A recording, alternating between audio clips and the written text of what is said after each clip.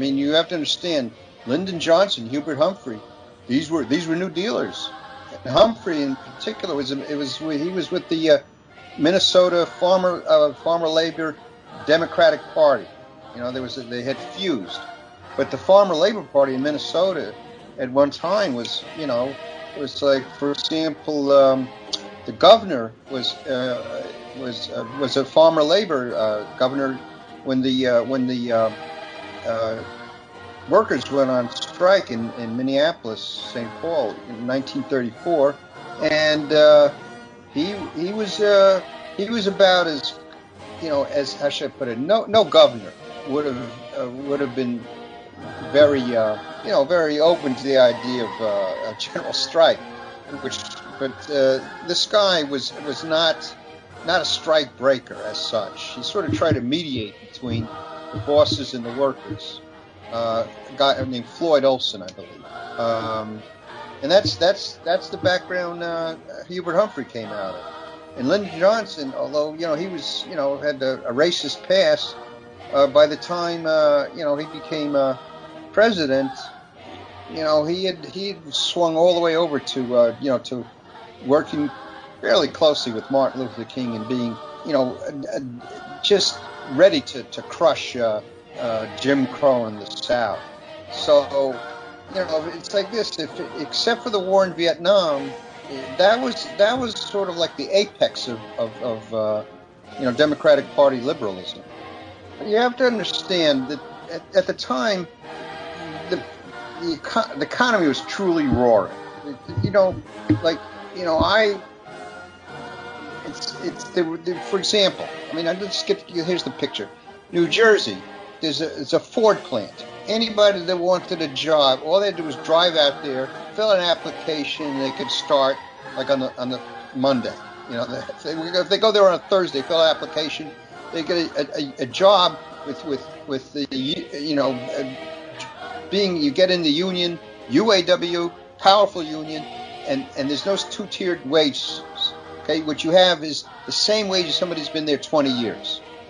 That wage will enable somebody with a high school degree to go to work for Ford and live in a ranch house in New Jersey, split level house, I should say, and you know, and enjoy the good life.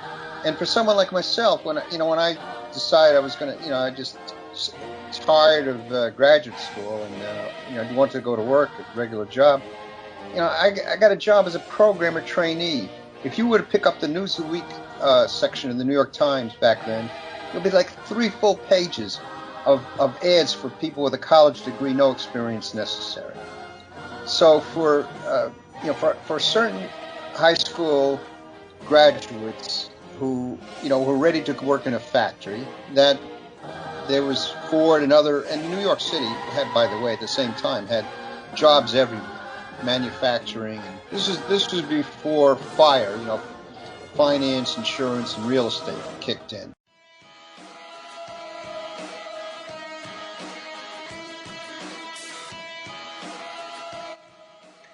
Welcome again, folks, to the Washington Babylon podcast with Ken Silverstein. Today we are having Micheal Meeropol on, but first, a quick word from our comrade and correspondent, Dr. Johnny Eric Williams, about the recent spate of best-selling anti-racism titles on the New York Times Bestseller List. So, Johnny, we've had on June 21st, 2020, this combined print and ebook nonfiction bestseller list that was printed by the New York Times, and it was populated almost exclusively by anti-racism titles. Mm-hmm. I was wondering, first, because your scholarship is focused so much on this topic, what your takeaways were just looking at it, or the prominence of these titles.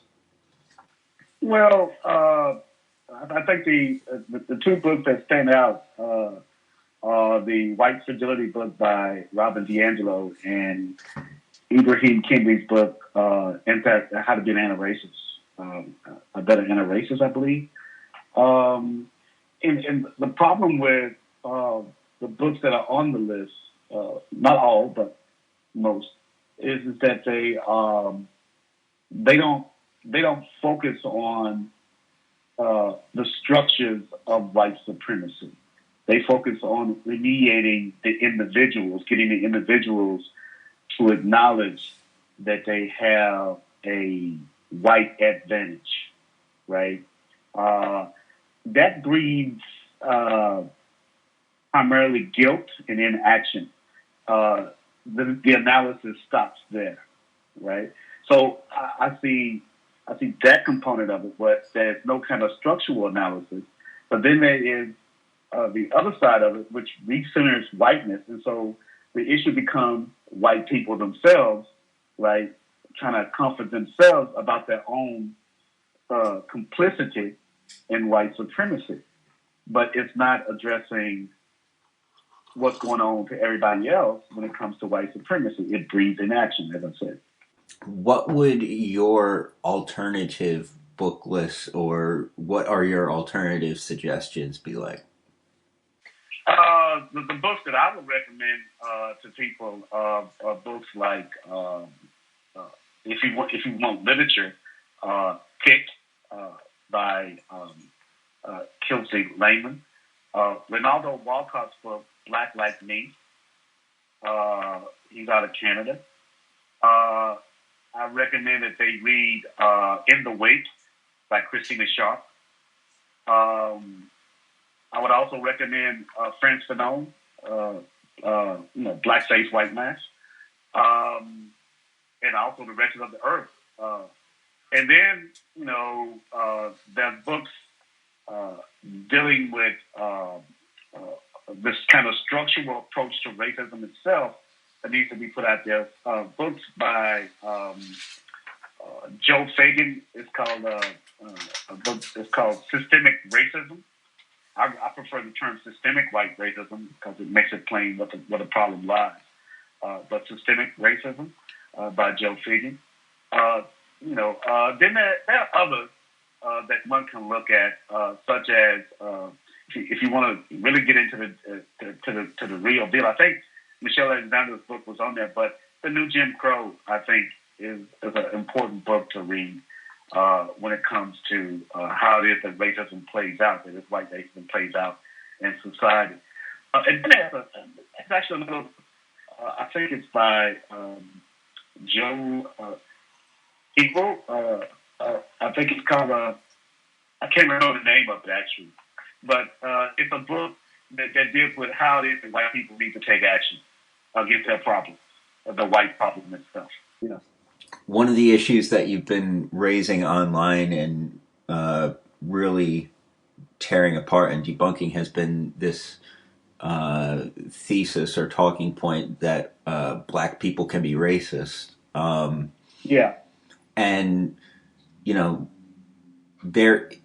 I know no analogy is perfect, and trying to equate homophobia and cis heterosexism is really not doing the analogy service at all. But I was watching the movie about Roy Cohn that just came out on HBO, and he clearly had internalized a lot of homophobia and really used himself as a weapon. So how do you define this phenomenon of these people who internalize hatred of their kin and provide a certain kind of imprimatur and deflective device for the power system aiming to persecute that demographic group? Is it colonized ideology that you need to decolonize your thinking, or is there another one? Yeah. Well, first of all, people need to think in terms of systems in which we are born into, which we then are integrated into via socialization, right? And we accept what it is that we're taught by our parents and our peers and so forth as being, the normal, right? And so in our society, we're born into a heteropatriarchal, white supremacy, capitalist society, and everybody takes it as normative, right? Until someone asks, why does it have to be this way? And that's when you get the discombobulation and trying to figure out, why do we have to have it this way? Or you get people who push back and say, why are you questioning what's good? And you internalize this stuff, and then you see everybody who doesn't go along with what you're saying as being outsiders, the other. And so you label them as some kind of like freaks or something like that, and you act in that way. And you can enact it systemically in terms of power, right? If he has power, right? Anyone who's in a heteronormative society who are in powerful positions and they can make policies, right, and practices, then they can reinforce that hate that they have inside them directed towards other people. Coming from this is deeply personal. Actually, for this person, I believe, I'm not a psychologist, I'm a sociologist, but it must be deeply personal if it's this kind of personal attack. Just as I believe that it is deeply personal for people who are white to believe that black people they're inferior. Something's going on with white people, on an individual level, but also systemically, because this is a collective effort by white people to engage in hurting, racialize other people, right? They racialize these people and say they're inferior, and they derive advantages from them. So something deeply is going on. It can be psychological, it can be material. They derive some kind of benefit from it. As Du Bois says, the wages of whiteness, right? The psychological wages of whiteness. So it's that kind of thing. This kind of white social justice liberalism that we're seeing come out in these texts, it resembles mainstream Christianity in certain ways. Look, I mean, if you've not noticed, I mean, it's a lot of tokenist reforms that are being offered in order to address the problem right away, and some of that will alleviate people who are liberal, because liberals themselves fundamentally believe that the only thing that's wrong with the way our society is organized, is that it needs to be tweaked so people can be more included in the heinous process of racial capitalism, or white supremacy capitalism. That's all they believe. They believe in the system, right? So they want to tweak it. So what they want to do then is to say that they're not one of those. They're not the KKK. They're not the Proud Boys. They're not the skinheads, the neo-Nazis, the fascists. Hey, we're the good whites, the good whites, right? They still want to hold that label of white, right? But they want to be accepted. I mean, Martin Luther King wrote about this in his Birmingham letter, to the clergy, right? Mm-hmm. About how they're the worst kind of insidious kind of a person who wants to, join in on a movement. It's that stuff, right? So you see that in Christianity too, but you also see that in politics, mm-hmm. right? I mean, because they're insidious in the sense that they really don't want change, though they profess they do, but the change that they want is all cosmetic, right? Mm-hmm. And so what do you do with that, right? What do you do with that? Because they're trying to profess that they're not like everybody else, but they are exactly like that. And they're the most crucial component to the operation of the oppressive system, especially white supremacy, racial, because basically they believe this and premises that overly white supremacist person that wants to be concerned with is these liberals who join a movement not knowing everything about it, but think they do, and throw out these kinds of empty kinds of practices and policies to remediate a problem that can't be remediated, because fundamentally the United States is racist to its core.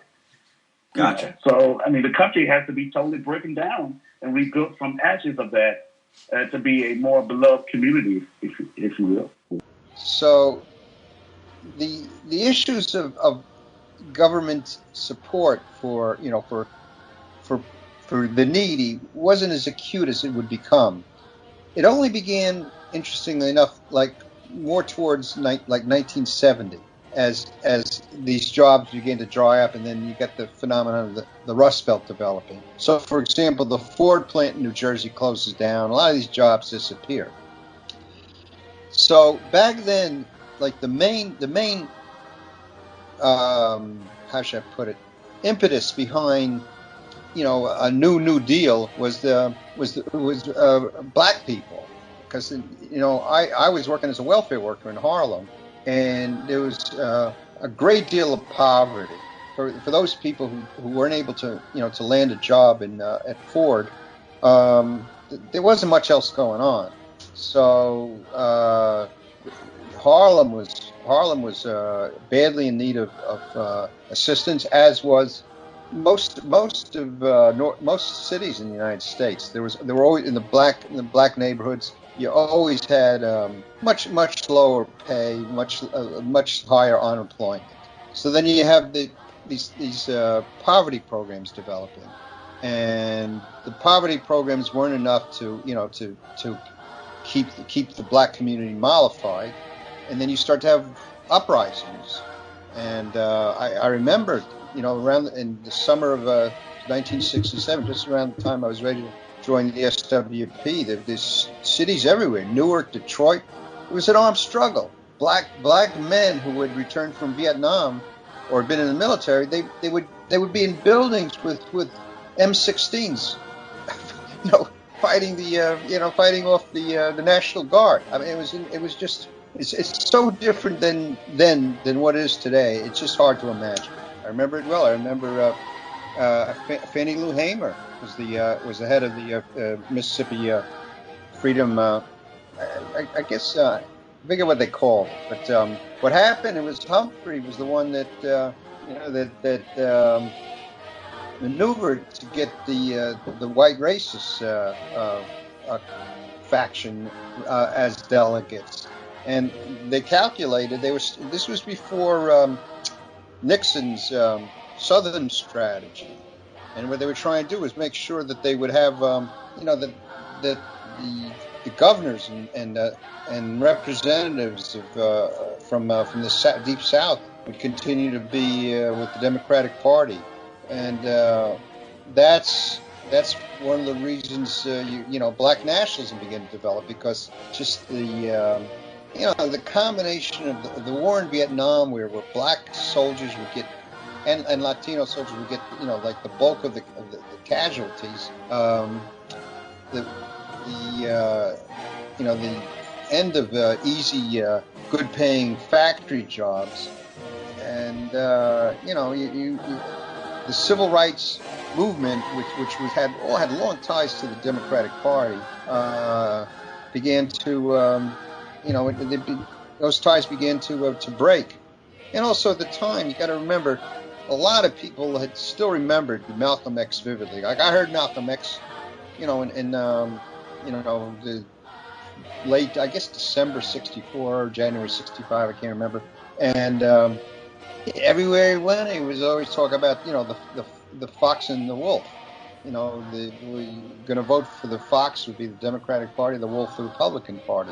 So this black national was very powerful back then. I mean, it's just hard to imagine what it was like. With campuses everywhere, you have black student unions, and just the idea of black people had to become revolutionary. It was just so deep and so widespread that it's just it was really an amazing time to be a young radical. And that's one of the reasons that I can't deal with this Sandinista stuff, is because for all practical purposes, they're like the people that went clean for Gene McCarthy. I mean, if there's much difference between Gene McCarthy and Bernie Sanders, it's hard to detect. Welcome, listeners, to the Washington Babylon podcast again. Ken, how are you doing these days? That's such a hard question to answer. We're all struggling through an economic crisis, a pandemic with coronavirus, so I'm doing my best. That's all I can say. Gotcha. How are you? Oh, like you say, surviving. Yeah. Every day is a new challenge. Right. So today we are having Micheal Meeropol on. He is an economist.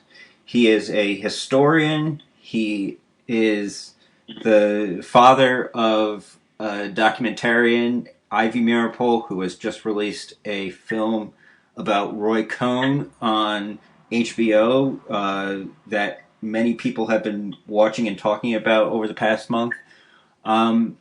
He also is the son of Julius and Ethel Rosenberg, who were infamously murdered by the state for what we now know were false espionage charges. And his stepfather, Abel Meeropol, was a famous lefty lyricist who one of his major songs is Strange Fruit, that was performed by Billie Holiday.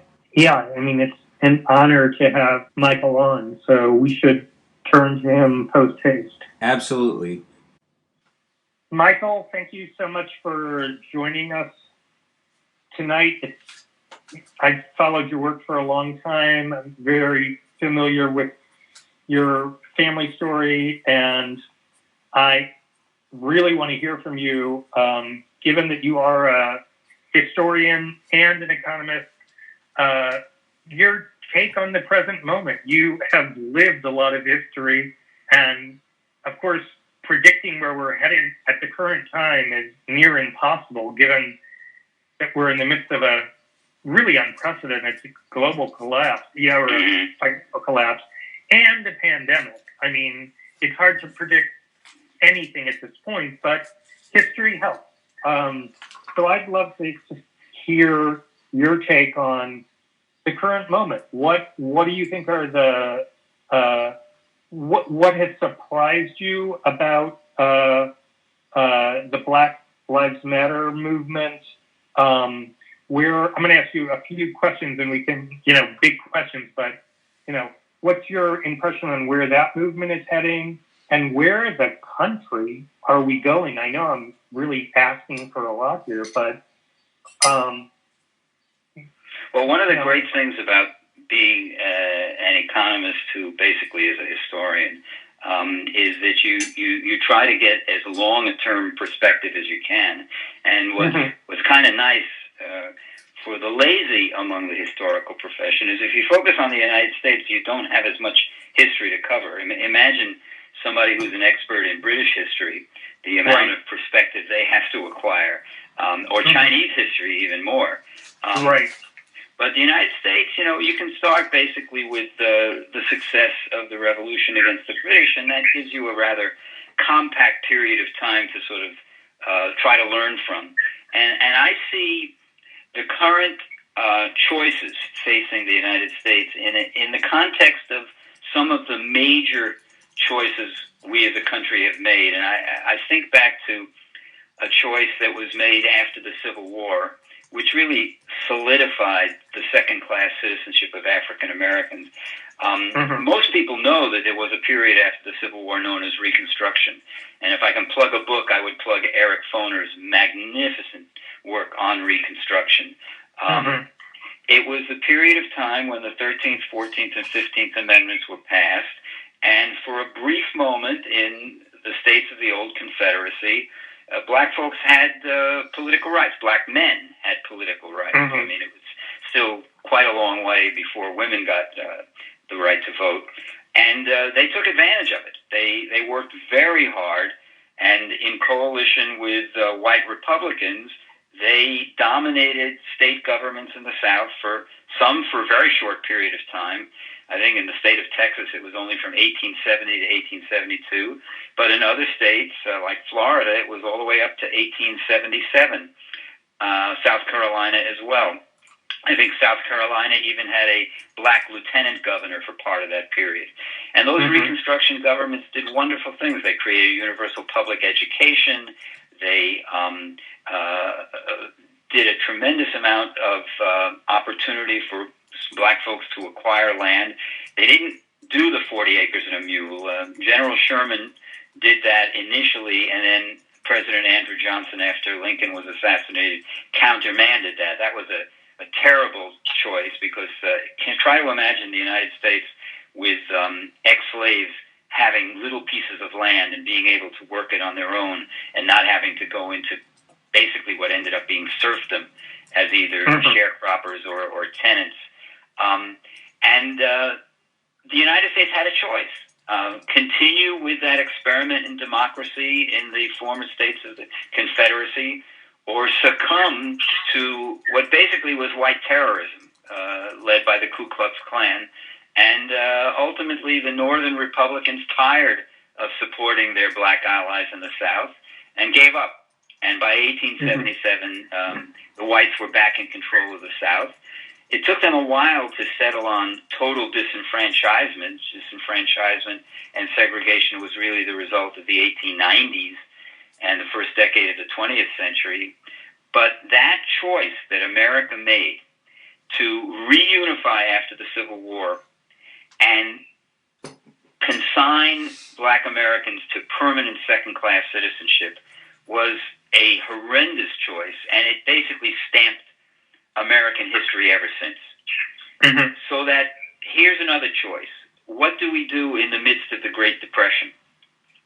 Do we adopt fascism, which is what happened in Germany and many other countries? Italy had adopted fascism a decade earlier. Do we opt for some form of socialism, even Scandinavian-style socialism, which happened in Sweden? We actually muddled through. We had a preservation of capitalist liberal democracy in a very weird coalition of union members, Democrats, liberals, communists on one hand, and Southern racists. So that virtually everything the New Deal did had this asterisk, except for black people. And we now learn from some of the evidence of learning about Eleanor Roosevelt's life is that she fought a losing battle with her husband to try and get him to support an anti-lynching bill because he said he'd lose the support of all the Southern senators that he needed for his New Deal programs. So the New Deal comes along, and we don't move to socialism. We adopt a very, very mild version of European social democracy, but we don't go to fascism either, which leaves us in a position to join with Britain and, surprisingly, the Soviet Union to beat the Germans during World War II, even though, as most of the historians indicate, the main reason we got into the war was to stop the Japanese from expanding into our territories in Southeast Asia. But that's neither here nor there. So we start with this terrible choice made during Reconstruction. We start with this rather interesting choice made during the New Deal. And then we have another inflection point when black folks in the South say, we're not going to take it any longer. And beginning with the Montgomery bus boycott in 1955, and beginning with the sit-in movement in the 1960s, the political leadership, and here, one of the best sources is Taylor Branch's book, Parting the Waters, because he talks about the incredible anger and resistance of particularly President John F. Kennedy to being, in effect, pushed around by the black demonstrators. He felt pushed by them, and he didn't want to be pushed by them because he wanted to still retain the support of the Southern racists. But, he did, in the end, come out for a civil rights bill with that one speech where he talked about it being a moral issue. And then, surprise, surprise, Lyndon Johnson betrayed his Southern roots, betrayed all his buddies who thought he was one of them, and pushed for a legal end to second-class citizenship for black Americans. And that was a major step forward, but just as after the Civil War, when Reconstruction occurred, it was met with an unbelievable backlash, which begins with the Goldwater campaign of 1964. And even though he loses, the Democrats lose the South to the Republicans. And that's the beginning of the resistance to black progress, which goes from 1968 with the George Wallace and Richard Nixon law and order campaigns, the little bit of a hiccup when Jimmy Carter wins the presidency, but then Ronald Reagan with his campaign that begins, as we know, in Philadelphia, Mississippi in 1980, where the 3 civil rights workers were killed, and he talks about states' rights through two terms of Ronald Reagan and one term of George H.W. Bush. And let's remember that George H.W. Bush gives us one of the worst Supreme Court justices in history, Clarence Thomas, who's still there, anchoring the right-wing base of the Supreme Court.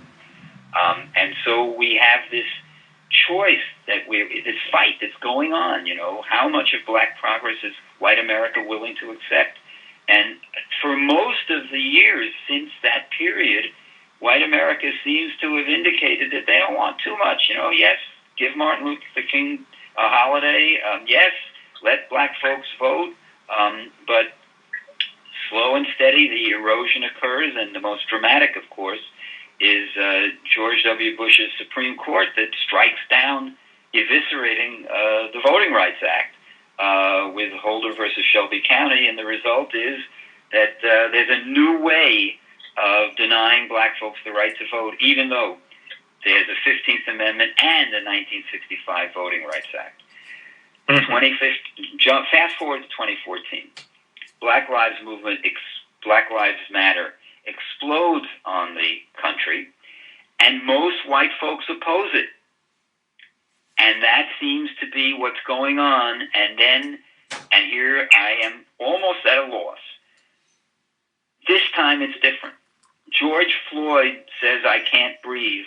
And suddenly white America seems to have woken up, and the polling data is just unbelievably dramatic. The increase in the positive views by whites of the Black Lives Matter movement is, I think, something remarkable, and I have to say something beautiful. Eric Garner says, "I can't breathe," and a Staten Island grand jury doesn't indict the murderer cop. It takes like 5 years to get the guy fired from the New York City Police Department, and George Floyd dies, and the cops are fired immediately and are indicted within a week. And that's all because, black folks were always down for Black Lives Matter. There's no question about that. But white folks coming along in as large a number as they did, it's not as if there were no whites in the Black Lives Matter demonstrations, but the national numbers were very different. So this is a long-winded way of saying that we are at another inflection point. And that's just in relation to domestic policy about, what has been always called the American original sin, race-based slavery, followed by 100 years of Jim Crow from the 1870s, to the civil rights movement of the 60s. And the backlash, came to fruition with Trump's election, which is outrageous. And yet, right now, it looks like Trump is highly unpopular, particularly in his treatment of black Americans. So, yeah, I'm going to be very optimistic about the possibility of really making some pretty basic change over the next bunch of years. It really does depend on beating Trump. As a historian, I'm supposed to think of major forces at work rather than the so-called great man or horrible man theory of history. But, there are individuals such as Hitler or Stalin or Mahatma Gandhi or Nelson Mandela who, as individuals, as extraordinary individuals, make a difference. And Donald Trump sure as hell is making a difference. But luckily, it appears like he's too stupid and too incompetent and too lazy to be effective as a president. He was very effective as a reality star campaigner. And he's been effective for a while in flim-flamming his supporters, but it doesn't seem to be working now. Right. Well, what do you think? I think you suggested you might not have an answer for this question, but why do you think this time around that white Americans have been more receptive to the Black Lives Matter movement? What changed? I could take a stab at this, but I think you're probably, going to have more interesting insights. But one thing that I think changed over the last 6 years is, even though I see all these stories saying, like the coronavirus has exposed these rifts in American society, which is really these stories drive me crazy because these rifts have been evident for a long time.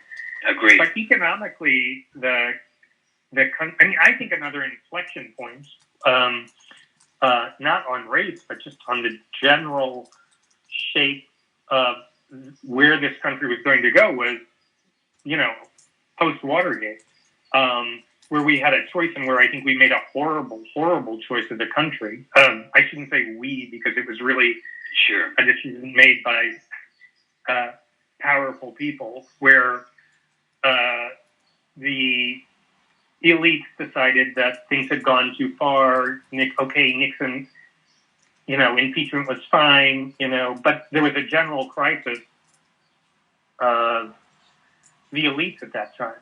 And, you had Vietnam going on, and the choice was made basically to demolish the New Deal coalition. And it didn't start out this way, but what we ended up with was neoliberalism that has impoverished the country. I mean, so to the extent that during a pandemic, we see these revolting statistics about, how many new billionaires are minted every day or week. And, the rest of us are supposed to be getting by with our $1,200 checks. So I think there's a lot more generalized anger in the country. I don't know if that's like what accounts for a greater solidarity with the Black Lives Matter. I'm hoping that turns out to be the case. I mean, the increase in inequality has been palpable under the regime of neoliberalism. And, of course, there are two different types of responses to inequality. One was the one that Trump exploited, which was these elites are, they're bringing in illegal immigrants and they're, disrespecting your values. And they're signing these terrible trade deals. And so you get this very, very retrograde right-wing racist populism that is part of the Trump coalition. But it's people who do see and are disgusted by and are affected by the increase in inequality. And you can see it in I don't remember the author's name, but it was a book that's talking about deaths of despair, the increased deaths of despair, which is a very, very significant change that's occurred in recent years. Another possibly short-term explanation for why white America has responded so positively to the Black Lives Movement demonstrations is that, coronavirus has kept people at home watching television. And just as white Americans were shocked by the viciousness of the Alabama state cops at the Edmund Pettus Bridge in 1965, white America got to watch George Floyd die. Mm-hmm. And not as many of them watched Eric Garner die. So the reaction was a very, very visceral reaction. And, it was the result of seeing this and the accumulation of all the other information that had accumulated over the years that people had sort of ignored or had shrugged off. This couldn't be shrugged off. So I think that's part of it also. Can I add something? Yeah.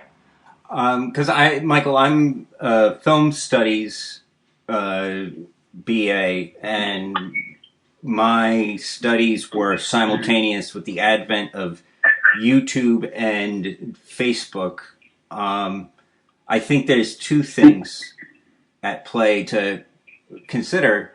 First is just the proliferation of social media and YouTube style platforms that effectively broke what had been 25, 30 years of a kind of censorship agreement between police agencies and the news media after the 1992 LA rebellion over Rodney King. It's they didn't want to have more of these videos broadcast on CNN that were going to be causing people to rise up and revolt.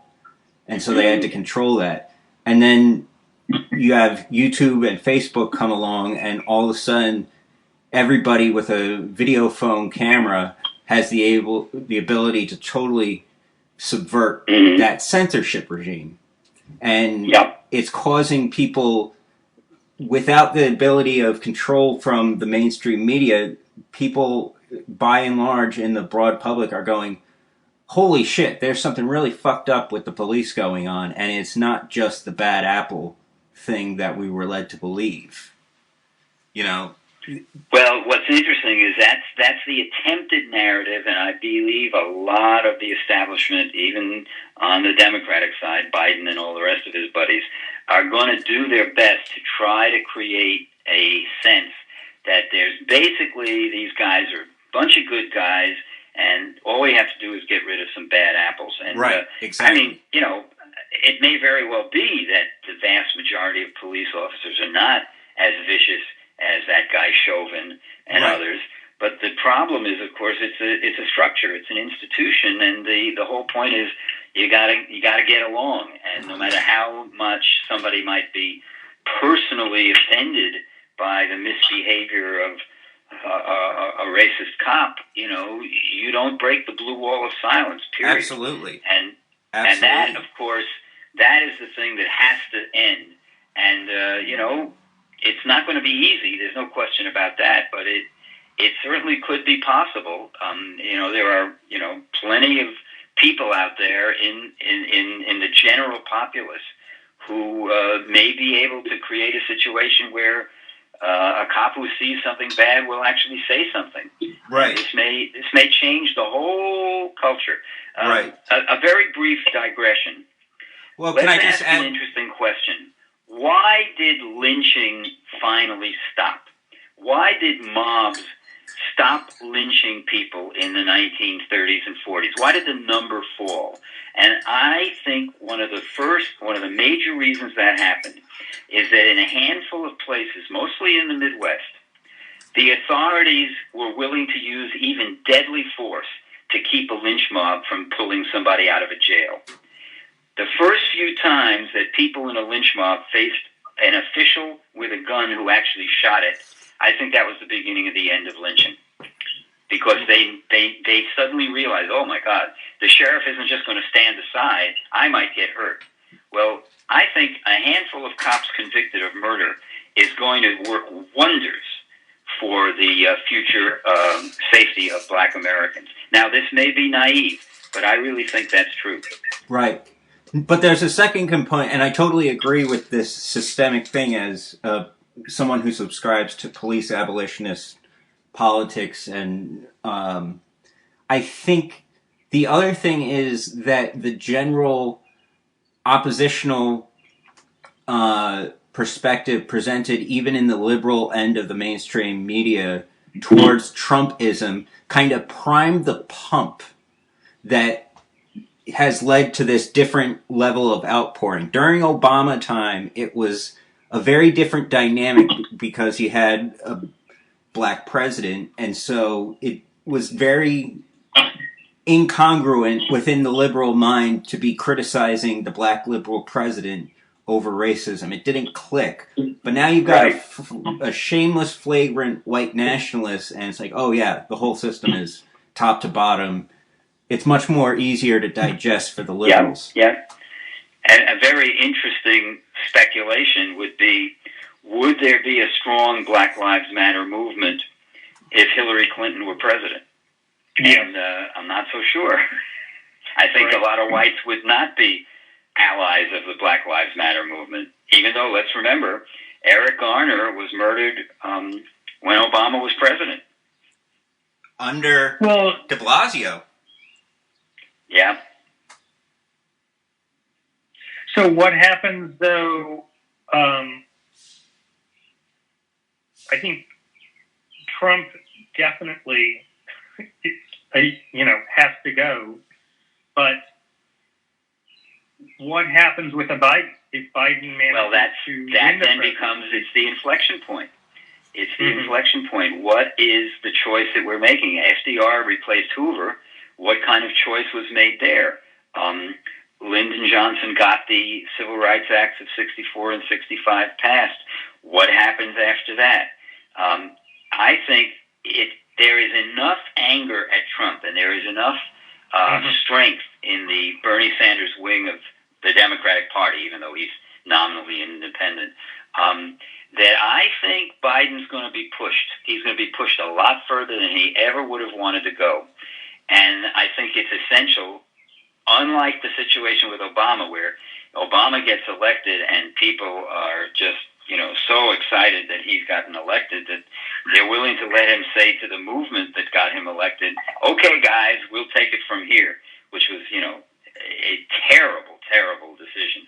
I don't think that's going to happen this time, because most of the people who are going to work hard and support Biden do not particularly trust him. And so they're going to try and push him as hard as they can. And getting rid of Trump and Trumpism is going to require a lot of work. And I see possibilities, and I also see possibilities for it being stymied. That's the whole point of not really being able to figure out what's going to happen.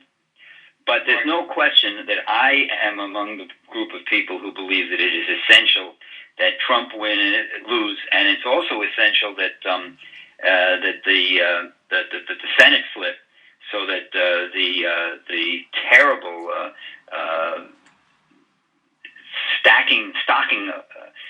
stacking of the judiciary that Trump and McConnell have engaged in stop on a dime. And I would be in favor of some pretty drastic things. End the filibuster, expand the Supreme Court, get D.C. and Puerto Rico statehood, a whole host of things to really make it very difficult for the Republicans to use the Senate to stop important things from happening. And, the Green New Deal, essential, not enough, but essential. A complete revamping of policing, a real nationally oriented program to fight COVID-19 and help the people who have been devastated by it. All of those things are absolutely essential.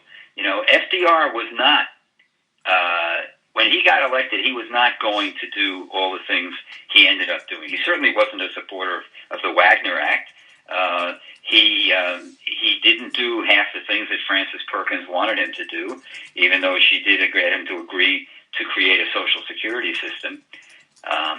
So I think it's essential that the movement that is in the streets now, and that is, it's a combination. It's the climate change kids, the Parkland kids on gun control, the Black Lives Matter movement, and all their multiracial allies. They've got to stay vigilant and stay in the streets. It's not enough to celebrate Trump being defeated and go home. Not at all. And you think you think politically it's feasible under a Biden presidency to win victories of that scope, even if you flip the Senate? I'd love to believe that a lot could be accomplished, but I guess I'm a little dubious about. I believe it's possible, but I don't care whether it's possible or not. You got to fight for it anyway. Mm-hmm. I mean, that's the whole point. You fight even if you're almost certain you're going to lose, because the alternative is that you're definitely going to lose if you give up. Right. And one of the things we were discussing before we went on air is long-term trends, optimism versus pessimism. I mean, the short term, I'm actually pretty optimistic that we're going to beat Trump and we're going to beat Trumpism, and there's going to be a movement that goes well beyond that and tries to push Biden in the right direction. The really long term is, have we baked in so much climate change that, the destruction of civilization as we know it is already baked in for the next 30 to 50 years. And I just have to hope that that's not the case, but, we don't know. Right. And we're dealing with a pandemic that nobody knows where it's heading, but looks to be heading in a very scary direction. And there's no question, seeing what the Europeans have done, what the South Koreans have done, what the New Zealanders have done, that it didn't have to be this way. A traditional capitalist-oriented president and presidency could have done a lot better. Could have done, European style, South Korean style work to head it off and to make life, reasonably better for the people affected by it. Instead, we have Trump and some of his, lapdog governors who are basically sentenced tens of thousands of people to death over the next 6 months. Yeah, the graphs that everybody's seen about, showing the difference between the curve in the EU versus the curve here. Well, we're now heading, up again. We're not flattening the curve. It's absolutely staggering. Yeah, it is. It's just unbelievable. And that's, another thing. Hopefully, although it's, many months till January, who knows if Trump loses, what it's going to be like between November 4th and January 20th. That's more than 2 months.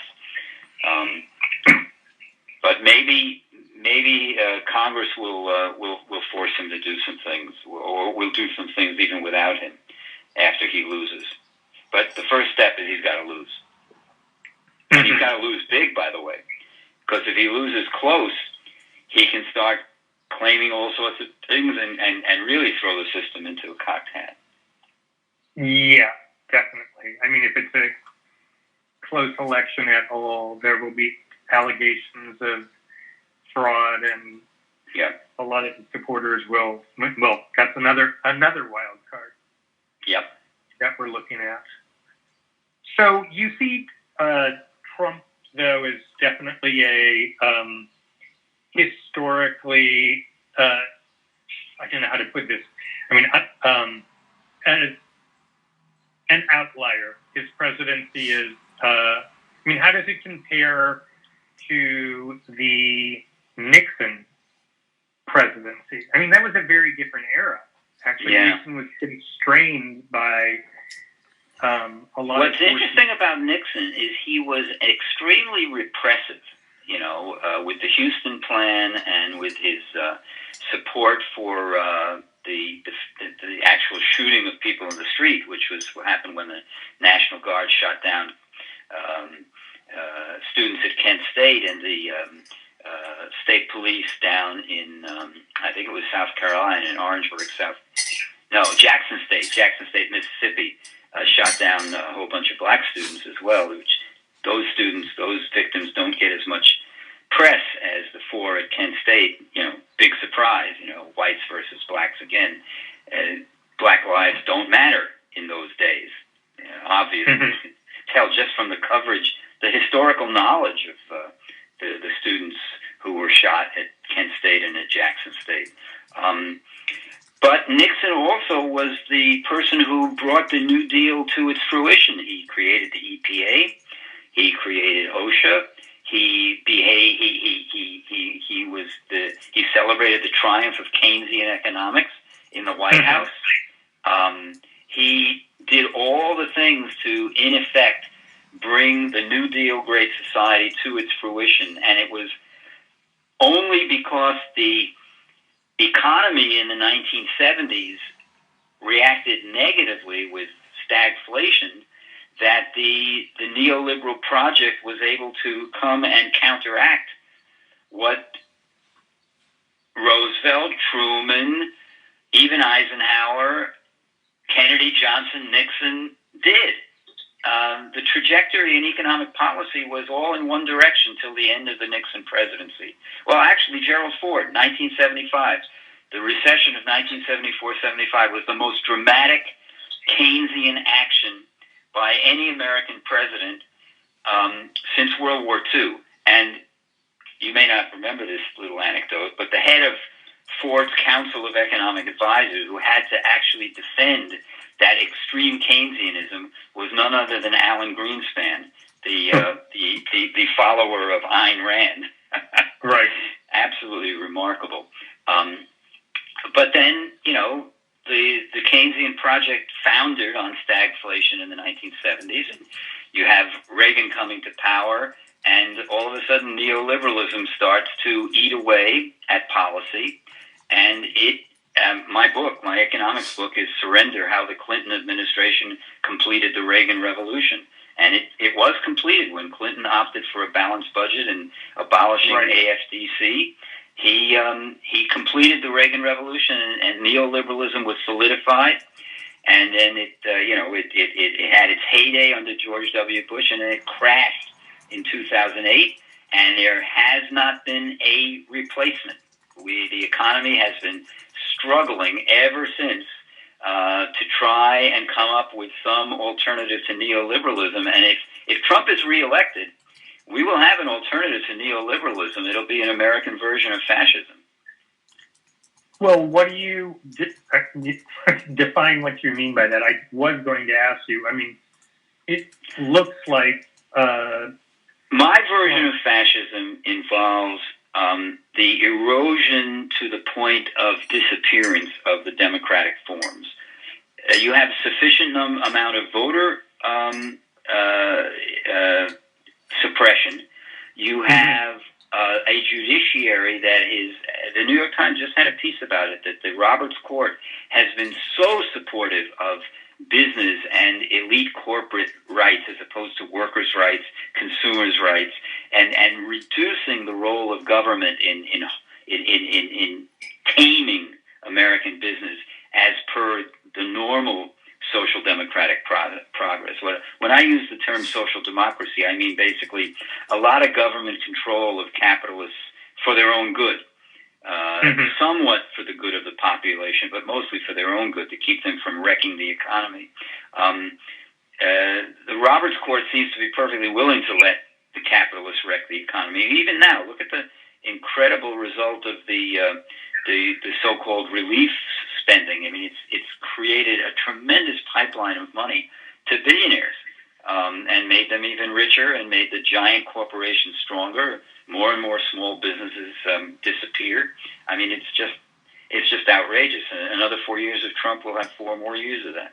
So that's what I mean by American fascism. Erosion of the ability of the public to use the vote to counter what the elites are doing.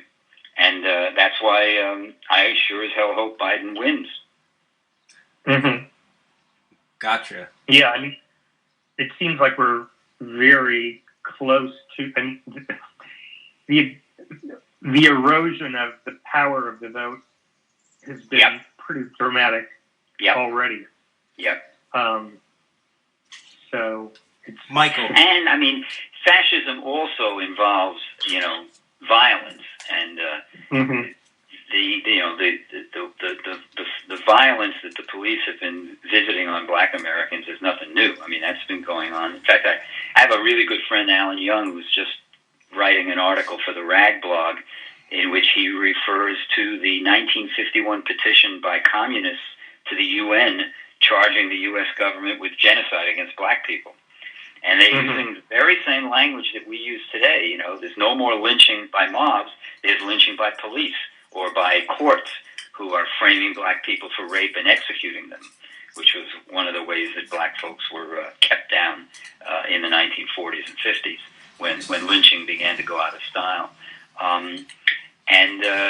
But the violence that Trump supporters could visit upon their enemies, whether we're talking about the occupation in Oregon a few years ago, or the demonstration in Charlottesville with the tiki torches, or there's a lot of possibilities for some of that, extra legal violence. That is also part of fascism. Michael, we've got about 15 minutes left, and I wanted to pivot into your hindsight because I think it offers a lot of benefits for many people. For those the listeners who are not aware, your parents were in the Communist Party when it was doing some tremendously important work in the 30s and 40s around African American civil rights and liberation. Your stepfather wrote the lyrics to the song "Strange Fruit" performed by Billie Holiday about lynching. And the music. Oh, okay, and the music too. My mistake. And you were active in New York in the 60s, 70s, and onwards, including things like the New York Teachers Union strike of 1968. Well, I was an observer.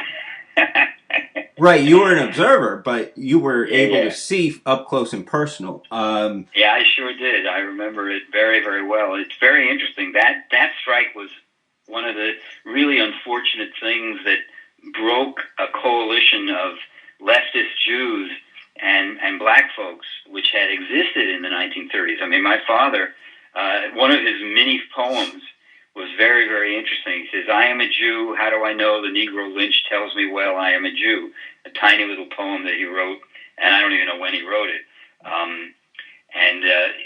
He always used to be amused with the fact that many people would think he was black because of Strange Fruit.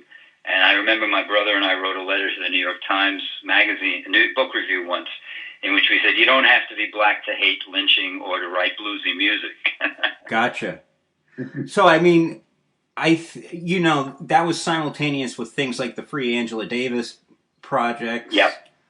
What is your hindsight and your thinking as somebody who's got all this experience in the struggle for racial justice telling you right now? How is your thinking around organizing? Well, I'm absolutely, I have to admit, having watched a lot of white Americans disrespect the Black Lives Matter movement since 2014, I was somewhat flabbergasted and pleasantly surprised. I mean, my experience as a historian tells me that you can never overestimate the value of racism in dividing people from each other. Racism is so embedded. I mean, American, white-skinned American immigrants get taught racism when they come to the United States. Simple little anecdote. I remember I lived in a suburb of Springfield, Massachusetts for many years, which was a pretty lily-white suburb. And one of my colleagues, who was an economics professor, married a Russian immigrant. And I had a few conversations with her, and she had already learned how inferior and lazy black folks were, and that they were the reason why they were poor is because they didn't have the energy and the stick-to-itiveness to make something of themselves. And this guy was a perfectly ordinary and legitimate. He was not a vicious racist, but he was not able to convince his new American wife that what the public posture about African Americans was telling her was absolutely false. And everybody's read the Toni Morrison piece, How the Irish Became White. What was interesting is in the 1930s, I think because Jews were, subjected to such incredible oppression overseas, it was easier for Jews, not all of them, of course, to recognize that